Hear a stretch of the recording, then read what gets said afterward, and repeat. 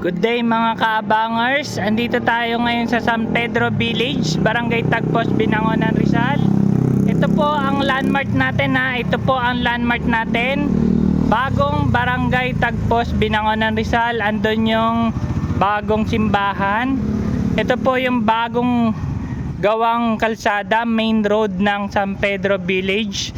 Ito po yung bakante natin para sa gustong umupa, mag-business. Ito po ay pandisalan, photocopier. Ayun po ang bakante natin.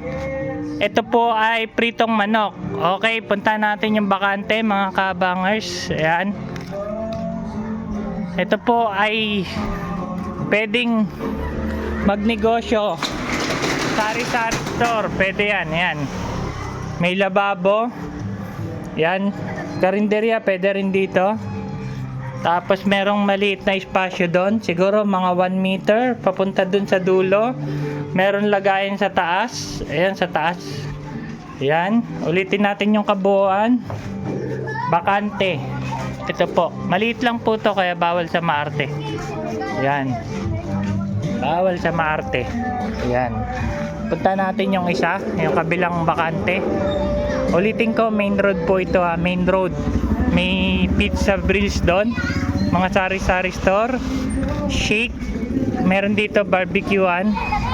So ito, bakante po natin. Ang maganda dito sa bakante nito, corner lot po.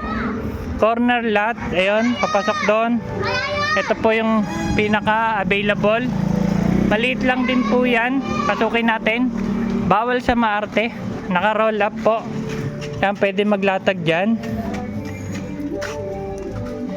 May CR, walang lababo. Ayan, CR, bawal sa maarte.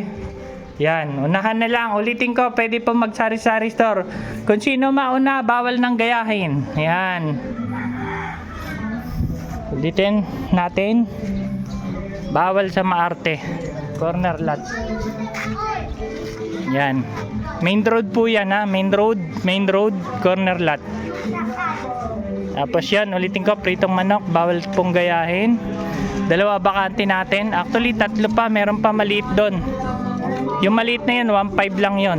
Maliit, sobrang liit lang yun. Harap ng barangay. Pero ito yung priority ko. Ayan, bakante po yan.